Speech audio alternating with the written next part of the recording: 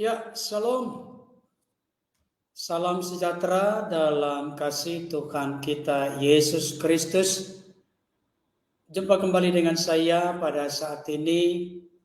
Secara khusus saya akan membahas satu ulasan yang sangat penting dan menarik, perlu menjadi sorotan dan perhatian bagi kita. Ulasan ini saya beri judul Tes Kehebatan Alkitab.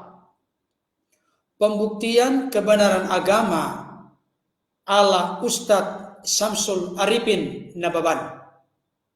Sekali lagi, tes kehebatan Alkitab. Pembuktian kebenaran agama ala Ustadz Samsul Arifin Nababan. Sebelum saya lebih jauh memberikan beberapa catatan dan ulasan terkait dengan hal ini, saya mengajak Bapak Ibu Saudara untuk kita menyimak, menonton atau menyaksikan dulu pernyataan dari Ustadz Samsul Arifin Nababan. Nanti akan ditanggapi oleh Pendeta Berton Nababan. Jadi Nababan memberikan respon dan tanggapan kepada Nababan. Saya siapkan untuk kita Bapak Ibu Saudara.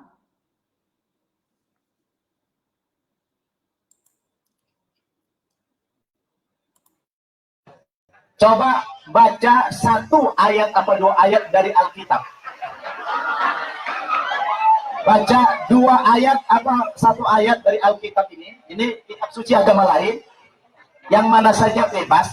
Kemudian apakah setelah dia membaca ini masih punya energi apa tidak. Ini pembuktian kebenaran agama. Saya bikin peragaan untuk menambah keyakinan Bapak Ibu bahwa Islam itu satu-satunya agama yang benar. Saya minta tolong satu orang apa dua orang maju ke depan ke podium ini, anak muda yang badannya kekar dan baru makan lagi dia. Tolong maju dua orang yang tenaganya kuat, yang badannya kekar, tenaganya kuat, maju ke depan, dua orang saja. Kita peragakan di mana bukti kebenaran agama Islam supaya keyakinan kita bertambah mantap. Tolong dengan kesadaran pribadi maju dua orang saja. Tolong maju ke depan dua orang yang badannya kekar. Ya, silakan maju ke depan. Dua orang saja. Ya, ini satu. Siapa namanya? Mufadal. Mufadal. Wah, luar biasa. Coba menghadap. Agak mundur dikit. Ada sini. Ya. Coba Bapak Ibu kita tes energi. Jadi kalau kita ingin membuktikan kebenaran agama Islam dan tidak benarnya agama yang lain, saya ingin buktikan lewat tes energi. Mana tangan kanan? Ya. Coba sini. Agak. Gini bikin. Agak ke kanan. Ya. Begini. Nanti tangannya akan saya tekan ke bawah sekuat-kuatnya, abang juga tahan sekuat-kuatnya dengan kekuatan energi. Ditahan ya. Kita peragakan. Kita tes dulu energi dengan beliau kosong.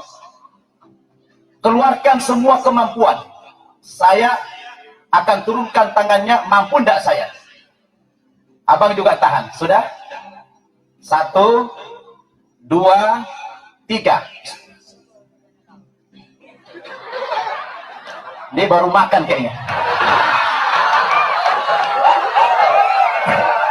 Luar biasa. Energinya kuat sekali. Tidak sanggup saya menurunkan tangannya. Coba baca satu ayat apa dua ayat dari Alkitab. Baca dua ayat apa satu ayat dari Alkitab ini. Ini kitab suci agama lain. Yang mana saja bebas. Kemudian apakah setelah dia membaca ini masih punya energi apa tidak? Ini pembuktian kebenaran agama. Yang bahasa Indonesia aja, yang mana aja? Ini boleh. Yang bebas saja yang mana? Sebab beginilah firman Tuhan.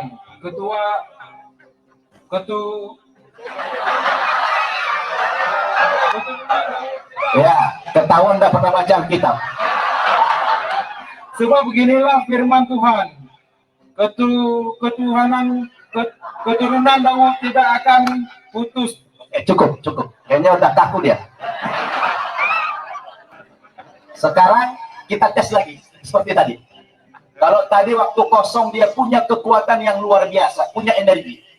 Setelah dia baca ayat tadi, apakah Bang Mufadal ini masih punya energi? Kita lihat. 1, 2, 3. Bismillah. Hilang langsung tenaganya. Habis energinya. Coba abang baca Al-Fatihah. Bismillahirrahmanirrahim. Alhamdulillahirabbil alamin arrahmanir rahim maliki yaum. Cukup. Lagi seperti tadi. Apakah harus sama kekuatannya, tidak boleh berubah? Apakah beliau masih punya energi lagi seperti waktu baca kitab? Kita coba. 1, 2, 3.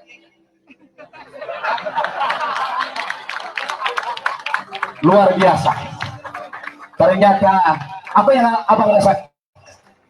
Lega. Ada nggak perbedaan? Ada perbedaan. Waktu baca Alkitab tadi, Enggak ada. waktu baca Al-Quran Ada. Subhanallah. Ini bukan magic. Ini tidak rekayasa. Ini adalah sebuah kebenaran. Ini sebuah bukti. Ketika beliau baca Alkitab tidak punya energi. Tapi ketika baca Al-Quran langsung punya energi. Ini adalah bukti kebenaran Islam. Allahu Akbar.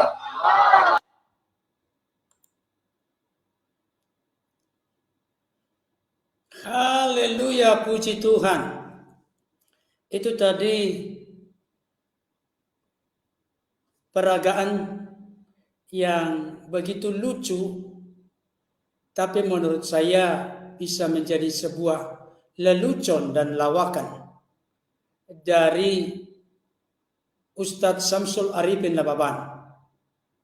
Saya sama sekali dengan tegas berkata, tidak ada orientasi, sasaran, dan tujuan untuk mengomentari kitab suci, agama, dan keyakinan dari Ustadz Samsul Arifin Nababan. Saya merasa terpanggil untuk memberikan respon dan tanggapan. Oleh karena apa yang diperagakan oleh Ustadz Samsul Arifin Nababan dengan memanggil 2 orang pemuda yang kuat, kekar ke depan, mempraktikkan kehebatan atau keluarbiasaan di mana dibandingkan antara Al-Quran dengan Alkitab.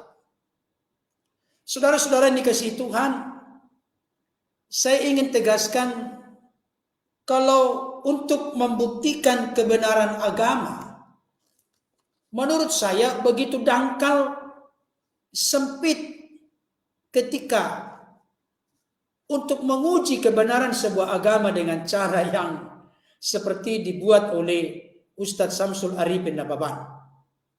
Kenapa saya katakan demikian? Tidak sedang mengambil konklusi kesimpulan bahwa apa yang diyakini, dipercayai oleh Ustadz Samsul Arifin Nababan adalah sebuah yang salah dan keliru.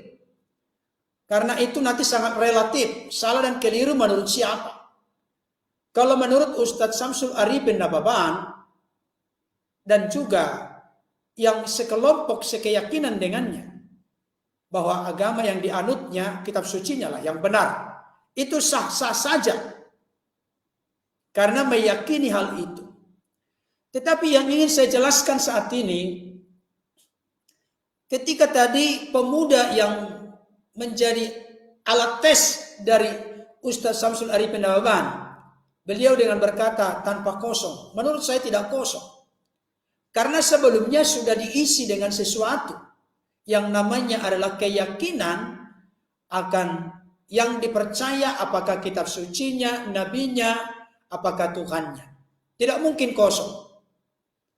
Dan di babak yang kedua, ketika coba dibaca satu bagian dari Alkitab, dan kalaupun tidak selesai, dan cara bacanya pun tidak lancar karena beliau berkomentar, membuktikan bahwa tidak pernah membaca Alkitab. Saudara-saudara yang dikasihi oleh Tuhan, Saya ingin tegaskan dan sampaikan, tadi dari peragaan yang dibuat, ketika Alkitab dibaca, tangannya ditekan, langsung loyo, langsung kalah, langsung lemas, langsung tidak berdaya. Dan setelah sudah dibacakan bagian-bagian dari isi Al-Quran, maka sang pemuda tersebut menjadi gagah, kuat, kokoh, tangguh, tidak bisa diturunkan tangannya yang begitu kokoh dan kuat. Nah, apakah model-model seperti ini bisa kita konklusikan atau simpulkan sebagai alat ukuran, takaran kemurnian, keaslian, atau pembuktian kebenaran agama? Menurut saya ini sesuatu yang sangat-sangat tidak masuk akal. Paling tidak kalau misalnya Ustadz Samsul Arifin Nababan mau menunjukkan atau membuktikan kebenaran sebuah agama, janganlah dengan cara yang demikian. Karena biar bagaimanapun, misalnya saya memanggil seseorang, saya coba untuk taklukkan tangannya itu dengan dia membaca isi Alkitab, yang kedua nanti membaca isi kitab suci agama lain. Maka saya yakin ketika kitab suci agama lain yang tidak dipercaya oleh orang yang saya pakai nanti ngetes, orang itu juga tidak akan kuat karena tidak mempercayainya.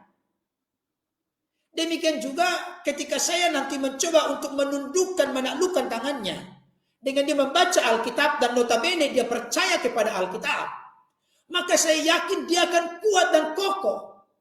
Karena apa? Karena iman kepada sesuatu bisa nanti dalam konteks perbedaan agama, apa yang dianggap baik dan benar diyakini oleh Ustadz Samsul Arifin Nababan, di mana saya tidak yakin kepadanya, maka hal itu tidak akan membawa satu kontribusi yang memberikan kekuatan kepada saya. Tapi ketika saya membaca Alkitab, dan yang saya yakin Alkitab itu diilhamkan oleh Roh Kudus dalam penulisannya, baik perjanjian lama maupun perjanjian baru, maka saya akan kuat dan kokoh karena saya percaya kepada Tuhan yang berfirman dan dinyatakan dalam Alkitab itu sendiri. Nah, jadi kalau ukurannya, takarannya seperti ini, menilai pembuktian sebuah kebenaran agama menurut saya sangat dangkal dan sangat sempit dan tidak bisa menjadi takaran dan ukuran. Sekalipun tadi beliau begitu bersemangat membuktikan inilah kebenaran dari agamanya. Kalau konteks penilaiannya benar menurut beliau, yaitu tidak bisa kita intervensi karena ada kebebasan dalam memeluk agama di tengah-tengah bangsa dan negara Republik Indonesia ini. Tapi yang jelas bagi kami orang-orang Kristen, menilai kebenaran sebuah kitab suci, menilai kebenaran sebuah kebenaran, itu tidak bisa seperti itu. Dalam konteks kekristenan, misalnya, saya tunjukkan salah satu keunikan dari Alkitab dibanding dengan kitab-kitab manapun yang ada di tengah-tengah dunia ini. Sepanjang yang saya tahu, mengerti, eksplorasi dan gali Bapak Ibu Saudara, tidak ada kitab yang sebanyak di dalam isi Alkitab yang menyatakan nubuatan sampai ratusan.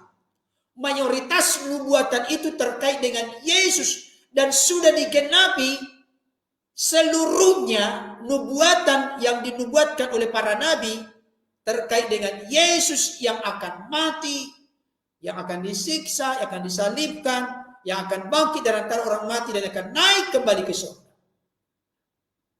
Itu baru namanya pembuktian kebenaran kitab suci, pembuktian kebenaran Alkitab dalam konteks Kristenan. Kalau misalnya ada orang-orang di luar sana yang memiliki keyakinan, memiliki kepercayaan tentang kitab sucinya, ya silahkan. Tapi bagi kami orang-orang Kristen yang namanya nabi-nabi yang di masa lalu, mereka disebut nabi karena mereka itu salah satu diantaranya bernubuat. Bagi orang-orang Kristen dari sudut pandang kekristenan, kalau ada nabi yang datang tapi tanpa ada nubuat, tanpa menerima firman langsung dari Allah, makanya para nabi berkata, beginilah firman Tuhan, demikianlah firman Tuhan, berfirmanlah Tuhan. Jadi tanpa perantara yang lain. Itu dia keunikan dalam kekristenan. Ada nubuatan dan nubuat itu digenapi. Karena kalau nabi sampai bernubuat, tetapi apa yang dinubuatkan tidak terjadi, maka itu adalah nabi palsu. Nabi yang tidak pantas dan layak untuk dipercaya. Bahkan dalam konteks kekristenan itu harus dilempari dengan batu atau dirajam kalau sampai dia berani bernubuat dan nubuatnya tidak terjadi. Saudara-saudaraku yang dikasihi oleh Tuhan. Di sisi lain ada ayat firman Tuhan yang berkata begini. Matius 24 ayat yang ke-35. Dikatakan demikian. Langit dan bumi akan berlalu, tetapi perkataanku tidak akan berlalu. Jadi sabda Yesus, firman Yesus, perkataan Yesus tidak akan berlalu sekalipun langit dan bumi ini ada masanya akan lewat, ada masanya akan berlalu. Tapi firman atau perkataan Kristus tetap terjaga sampai selama-lamanya. Inilah kehebatan dan keunikan dari Alkitab yang diilhamkan oleh Roh Kudus. Jadi kalau tes-tes seperti tadi Bapak Ibu Saudara, dalam konteks Kristenan, itu tidak masuk kategori atau standar untuk membuktikan kemurnian, kehebatan, keajaiban, kebenaran dari sebuah agama. Tetapi yang terpenting dan terutama adalah oleh karena di perjanjian lama ada nubuat, di perjanjian baru digenapi. Dan bukan hanya itu. Kalau nanti kita melihat kebenaran firman Tuhan yang dapat dipercaya adalah kebenaran yang bisa menggaransi apa yang dijanjikan itu nyata dalam kehidupan orang-orang percaya. Salah satu yang membuat saya tidak pernah berpindah kepada lain hati atau kepada keyakinan lain adalah karena dalam kekristenan ada kepastian keselamatan. Dan kepastian keselamatan itu sangat jelas Bapak Ibu Saudara. Bukan manusia yang berupaya untuk meraih keselamatan sehingga manusia selamat. Bukan. Karena siapapun manusia, sebesar apapun ketokohannya, sebanyak apapun pengikutnya, tidak ada manusia yang tidak berdosa. Karena Alkitab berkata, tidak ada yang benar seorang pun tidak. Roma 3 ayat 10. Karena semua manusia telah berbuat dosa dan telah kehilangan kemuliaan Allah. Roma 3 ayat 23. Dan upah dosa adalah maut. Roma 6 ayat 23. Tetapi kasih karunia Allah dalam Kristus Yesus adalah hidup yang kekal. Hanya melalui Yesus ada garansi jaminan kepastian keselamatan.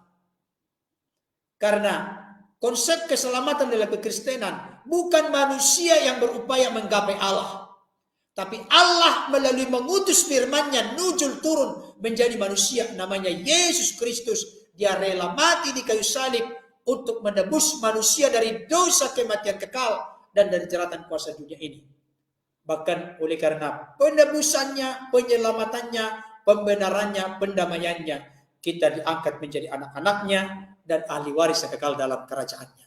Jadi kita ini hanya dihisapkan, disatukan kepada Kristus yang adalah kepala dan kita adalah tubuhnya.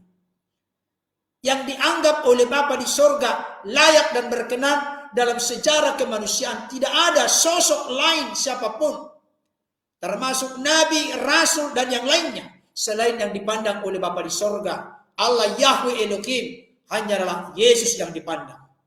Makanya Yesus berkata, inilah anakku yang kukasihi, kepadanya lah aku berkenan. Jadi hanya Yesus yang dipandang. Kalau begitu orang-orang Kristen, orang-orang yang percaya menerima dia sebagai Tuhan Juru Selamat, dipandang nggak? Ya dipandang dong.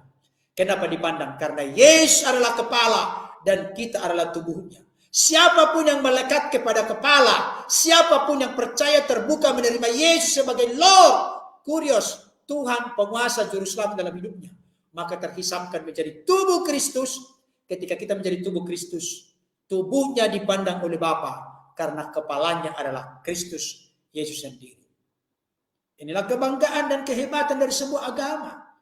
Kalau manusia yang berupaya mencapai keselamatan, tidak akan mungkin, mustahil. Karena dalam Alkitab dikatakan, kesalehan manusia seperti kain kotor di mata Tuhan. yang dapat menebus, menyelamatkan, mengampuni, mendamaikan, membenarkan kita dengan Bapa hanyalah pribadi yang tidak berdosa, namanya Yesus Kristus Tuhan. Inilah pembuktian agama, pembuktian kebenaran Alkitab. Dia datang dari sorga, dia menjadi jalan keselamatan dan hidup bagi manusia yang berdosa. Dia telah mati di kayu salib, hari ketiga bangkit dari antara orang mati. Dia tampakkan diri 40 hari. Setelah itu dia naik ke sorga, menyediakan tempat bagi saudara dan saya. Maka inilah ujian kebenaran keagamaan yang paling pokok dan utama. Ada orang bertanya, Pak Pendeta, kenapa Yesus harus repot-repot datang menjadi manusia? Atau mengenakan tubuh kemanusiaan? Bukankah Allah itu maha kuasa? Bukankah Allah itu bisa berkata, hai semua manusia, ku ampuni dosamu? Bisa nggak? Bisa. Sanggup nggak? Sanggup. Mampu nggak? Mampu. Tapi saya kasih tahu, dosa itu tidak seperti semudah membalikkan telapak tangan. Dosa itu terkait dengan kasih dan keadilan Allah. Ini yang tidak dipahami oleh banyak orang-orang di luar kekristenan. Dan saya berharap orang-orang dalam kekristenan juga tahu ini. Kenapa Sang Firman harus datang dari sorga mengenakan tubuh kemanusiaan namanya Yesus? Karena terkait dengan kasih dan keadilan Allah. Kasih Allah sebesar apapun dosa kita, Allah mau mengampuni. Itulah kasih Allah. Keadilan Allah, sekecil apapun dosamu sampai kepada lubang semut pun akan aku minta pertanggungjawaban. Bagaimana menyelesaikan kasih dan keadilan Allah ini? Maka supaya bisa kena dan selevel standarnya, kualitasnya, derajatnya dengan Bapa, maka dia berkenan mengutus Sang Firman nuzul turun menjadi manusia dari bagian dirinya sendiri, datang ke tengah-tengah dunia untuk menuntaskan, menyelesaikan kasih dan keadilan Allah melalui Sang Firman yang berkenan turun menjadi manusia. Dia rela mati di kayu salib untuk menebus dan menyelamatkan kita. Inilah nilai dari kitab suci, dari Alkitab, dari kebenaran agama yang kita anut. Bukan sekedar syariat, rutinitas, ritual agamawi yang kita lakukan. Karena siapapun di dunia ini tidak ada yang sanggup dan sempurna secara lengkap, tanpa cacat, tanpa noda melakukannya. Bahkan dalam konteks Kristenan ada 10 hukum. 9 kita lakukan, 1 tidak. Gagal, tidak sempurna di mata Tuhan. Itu sebabnya kita diselamatkan bukan karena ketundukan kepada hukum-hukum yang 10 itu. Karena tidak ada yang bisa melakukannya. Kita diselamatkan karena anugerah. Tapi setelah kita sudah diselamatkan, ada kasih karunia yang tinggal dalam diri kita. Yang memberdayakan, yang menolong, meneguhkan, menguatkan kita untuk menjalankan apa yang Tuhan inginkan, sukai untuk kita jalankan. Kiranya ulasan ini dapat menjadi berkat bagi kita. Tuhan Yesus memberkati. Salam untuk keluarga. Sampai bertemu pada kesempatan berikutnya. Dadah.